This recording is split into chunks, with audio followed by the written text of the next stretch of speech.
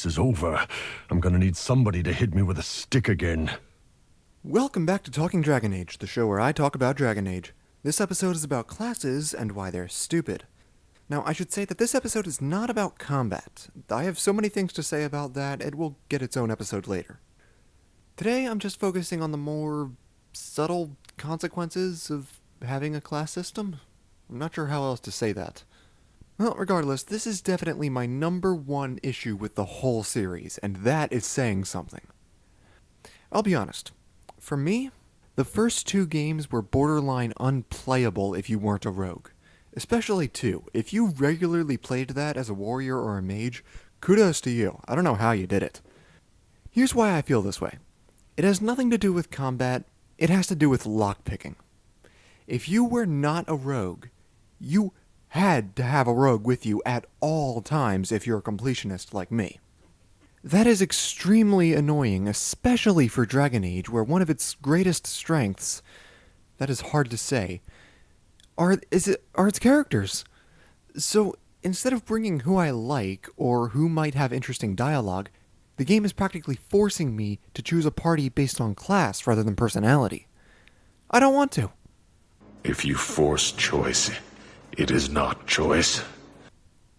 Inquisition isn't nearly as bad with the lockpicking, but they almost made it worse with the Veilfire and Breakable Walls. Now you don't just need a rogue, you need all 3 classes with you at all times. What the hell? Also, look at this wall. Okay, maybe it's a little damaged, but it still looks pretty thick and heavy. Now watch. Wow! Did you see how much effort she put into that? I wasn't aware that Cassandra was Kryptonian. If she can do this, why do we have any problems at all? But maker forbid you use a big explosion. Look here. See how much damage that caused? Well, try that on the same wall from before, and yeah. At least it works on some of these weaker wooden walls. But it's the same thing with doors. Look. How is it possible this thing is still standing? It's not. And while I'm on the topic, shouldn't my mage just be able to burn through it? Or hell, just get Cassandra Zor-El to kick it down? Nope, better go get the archer to pick the lock. I mean, even that doesn't make any sense. Why does being able to use a bow instantly mean I can pick locks? I practice archery in real life, but I can't pick a lock. At least at the time of this video. And that's another thing. Let's say you're a Dalish rogue in Origins or Inquisition. Why does a Dalish elf know how to pick locks? Do the Dalish do a lot of lockpicking? And if they do, why don't the warriors know? And hell, both the clans our heroes can come from flat out state that they don't raid human settlements, or stoop to banditry. And don't try to tell me it's for exploring ancient ruins, either.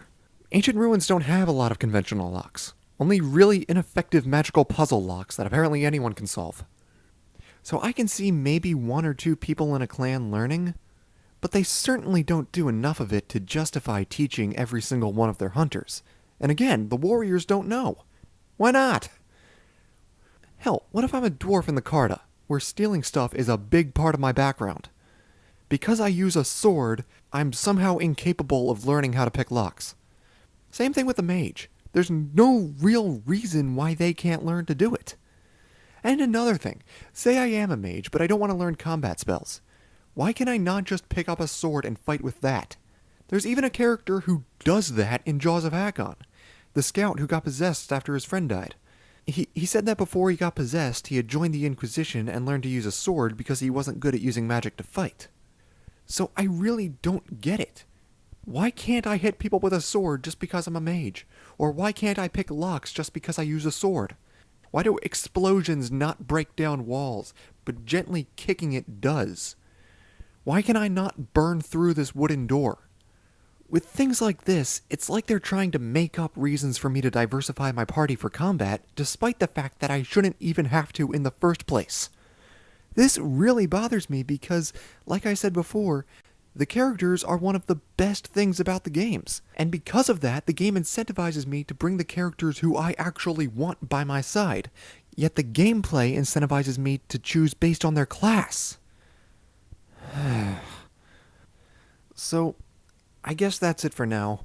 I still have a lot to say about the gameplay mechanics, but like I said before, that's gonna get a whole other video. So that's it for now, guys. Thank you so much for watching, and remember, Tala Nadas.